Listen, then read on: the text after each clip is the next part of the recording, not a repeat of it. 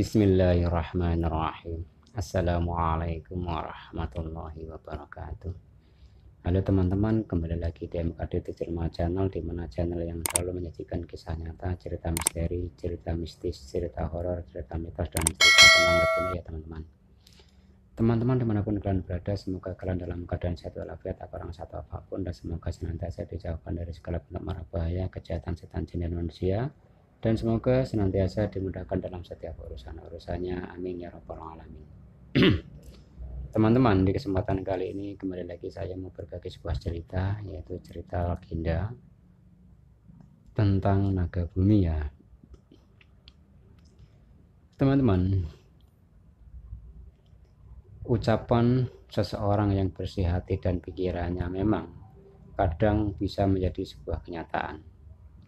Masih teringat belasan tahun yang lalu ada seseorang yang ketika itu masih senang sekali mencari jati diri dengan cara berlaku tirakat, belajar atau menimba ilmu kanuragan sampai ilmu kebatinan.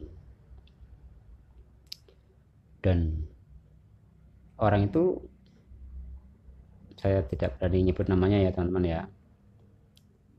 Dan pada satu ketika orang itu bertemulah dengan orang yang saya katakan bersih hati dan bersih pikiran. Teman-teman, kalau kita pengen mempunyai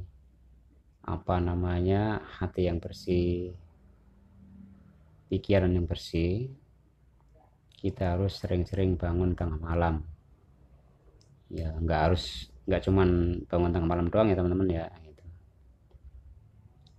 Nah, dengan cara itu insya Allah nanti teman-teman bisa pikiran dan hatinya itu bisa tajam. Jadi kalau kata orang itu bisa nerawang atau bisa mempunyai ilmu kebatinan gitu ya, kata orang-orang teman-teman ya. Kalau saya pribadi sih nggak tahu itu. Jadi orang itu bertanya, "Mbah nuwun sewu, apakah benar ada yang namanya siksa kubur itu?" Tanya orang itu kepada si Mbah. Lalu Mbah itu jawab, "Oh halah Kang, ya ada lah, pasti ada. Apakah sama tidak percaya?" Kata si Mbah lagi. Lalu orang itu menjawab dengan, "Gimana ya Mbah?" Dengan mimik muka yang seakan tidak percaya dengan yang disebut siksa kubur. Ya di sini saya jadi ingat teman-teman, ingat tetangga saya ya, tapi saya juga nggak mau nyebut itu namanya siapa, hidupnya di mana gitu ya. Tetangga saya itu dititipin keterampilan atau keahlian oleh Allah, yaitu berupa bisa mengobati orang dengan cara ngurut maupun memijit. Tapi orang itu tidak percaya dengan adanya siksa kubur.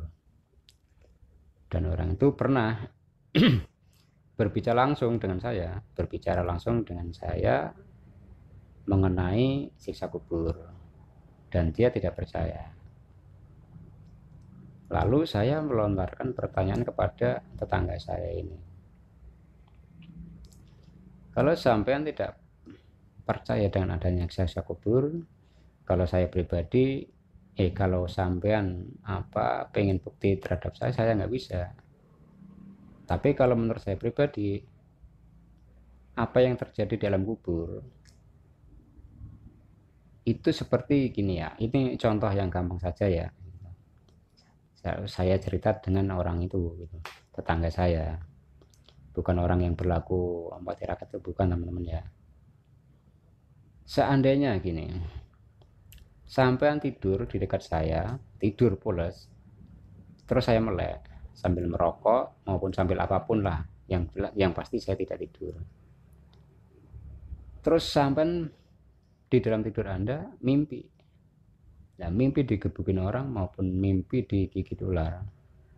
Walaupun sampai itu teriak-teriak sekencang apapun di dalam mimpi sampean, walaupun sampean tidurnya dekat sekali dengan saya tidak akan pernah mendengar teriakan Anda, dan saya tidak akan pernah tahu apa yang terjadi dalam tidur Anda. Ibaratnya seperti itu. Itu kata saya, teman-teman. Terus bukti, saya kasih contoh satu lagi yang paling gampang. Apakah sampan percaya kalau cabai yang udah tua itu pedas? Percaya. Terus apakah sampan percaya kalau tebu itu manis? Percaya.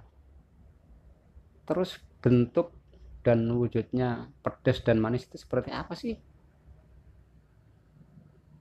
Kayak cabai itu bukan bentuk pedas, tapi itu bentuk cabai. Bentuk pedasnya kayak apa sih? Lalu orang ini tidak bisa menjawab, teman-teman. Yang akhirnya lambat laun orang ini alhamdulillah mau belajar sholat. Pada saat itu tetangga saya ini umurnya udah hampir 60 tahun ya, teman-teman ya. Tapi alhamdulillah mau belajar sholat. Itu yang ngajarin atau membimbing orang yang sudah lanjut usia itu harus sabar ya, harus telaten ya, seperti itu, teman-teman. Nah, kita lanjut ke cerita utamanya ya, teman-teman ya. Terus kata Simbah lagi, walah Kang, sampan itu kalau dikasih lihat yang namanya siksa kubur, tentunya sampan tidak bakalan kuat.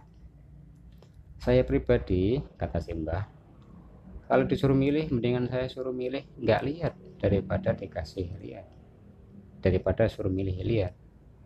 Karena apa ya? Karena memang nggak kuat. Dan kalau sampai dikasih lihat itu bisa gila. Jangankan sampai dikasih lihat yang namanya siksa kubur, dikasih lihat wujud dan bentuknya naga bumi saja sampai belum tentu kuat, kata Simbah, teman-teman. Lalu orang itu kaget dan penasaran. Apa Mbah? Naga bumi? Apakah ada naga bumi itu? Kata orang tadi. Ya ada, kata Simbah. Singkat cerita, seiring jalannya waktu, belasan tahun udah terlewati. Pada suatu ketika, orang itu bersama dua orang temannya melakukan pendakian gunung atau pendakian bukit di lereng Gunung Merapi. Pada saat itu hari sudah menjelang sholat maghrib tiba. Salah satu dari mereka, Kang, kita berhenti di sini dulu dan kita sholat maghriban di sini dulu. Sampean apa saya dulu yang mau sholat? Kata orang itu, kamu aja dulu, kata temannya. Kata orang itu kepada temannya. Terus temannya menjawab, udahlah sampean aja dulu, nanti saya nyusul, kata dua orang temannya. Lalu orang itu melakukan sholat maghrib. Setelah Allahu Akbar masuk ke rakaat pertama, pada saat sujud orang itu seolah ditarik suruh melihat ke depan.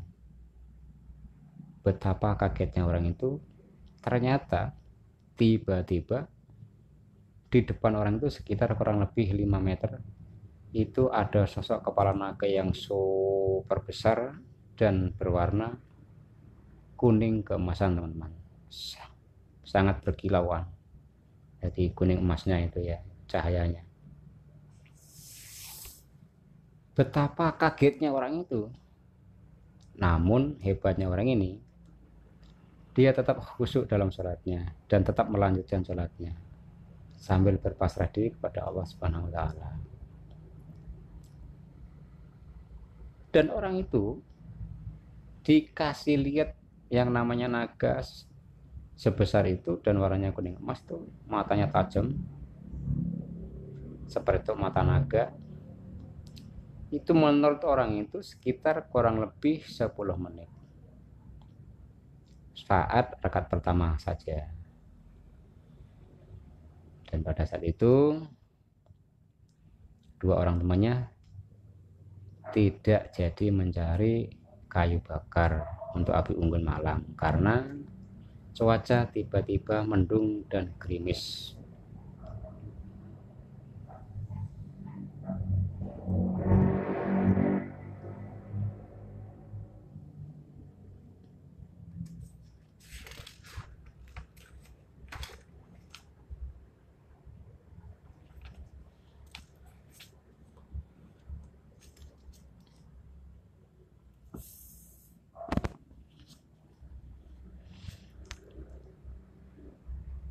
Nah, akhirnya setelah kejadian itu, orang itu akhirnya percaya dengan yang namanya siksa kubur dan keberadaan naga bumi, karena memang dia sudah dikasih lihat. Padahal pada saat dia dikasih lihat wujud dan bentuk naga bumi itu, teman-teman, itu berusaha memejamkan matanya serapat mungkin, tapi semakin matanya dipejamkan semakin jelas kelihatan itu naga, karena memang yang dikasih lihat bukan mata yang ini tapi mata batinnya, teman-teman. Semakin melem, semakin merem, semakin terpejam, semakin jelas kelihatan itu naga. Ya, itulah wujud daripada sosok naga bumi yang pernah diucapkan oleh salah seorang kiai atau si mbah kepada orang itu sekitar belasan tahun yang lalu. Menurut cerita masa lalu, ada 9 ekor naga yang ditugaskan untuk menjaga Gunung Gunung Merapi. Maaf ya teman-teman ya, Gunung Merapi.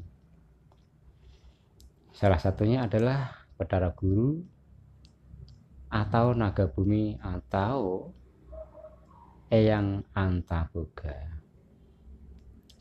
Sosok naga itu digambarkan seperti berbentuk naga konvensional yang ada di pertunjukan wayang, teman-teman, dan memakai mahkota. Hanya saja sosoknya sangat besar, mungkin sebesar kontainer. Dan sosok naga bumi itu konon katanya berwarna emas berkilauan hampir di tiap jengkal tubuhnya. Penampakan tersebut ternyata pernah dilihat juga oleh beberapa orang pendaki gunung yang sedang mendaki ke Gunung Merapi. Tepatnya pada saat itu dia ngecamp di Pasar Bubrah Gunung Merapi. Menurut kesaksian beberapa teman-teman lain, sosok naga ini meliuk-liuk di angkasa dengan warna kuning keemasan. Nah, itulah teman-teman ya sedikit cerita tentang naga bumi. Dan tentunya kita sebagai orang yang beriman dan beragama, kita itu harus percaya dengan yang gaib, karena memang kita ini hidup berdampingan dengan yang gaib. Setan, jin, gaib. Tapi yang paling diharuskan dalam agama Islam yaitu Allah itu gaib adanya, malaikat juga gaib adanya. Zaman dulu Nabi dan Rasul itu tidak gaib, tapi sekarang bagi kita umat kanjeng Nabi Muhammad SAW itu adalah gaib. Kita tidak pernah melihat, tidak pernah bertemu, tapi kita meyakininya. Kita mengikuti risalahnya. Itulah teman-teman ya. Jadi apapun itu kita wajib percaya yang namanya siksa kubur. Tapi tidak semuanya orang mengalami siksa kubur. Bagi orang-orang yang tebal iman, ya kan, punya bekal iman yang banyak, sedekah jariah yang banyak, amal soleh yang banyak, insya Allah lepas daripada yang namanya siksa kubur. Apalagi kalau bisa menjawab setiap pertanyaan-pertanyaannya malaikat Munkar dan Nakir. Allahu a'lam bissawab. teman-teman, apabila yang saya sampaikan ini terdapat kesalahan, terdapat kekurangan, dan menyinggung, ada kata-kata saya yang menyinggung teman-teman semua, sekiranya saya mohon maaf lahir dan batin. Saya kira cukup sekian dan saya akhiri. Wassalamualaikum warahmatullahi wabarakatuh.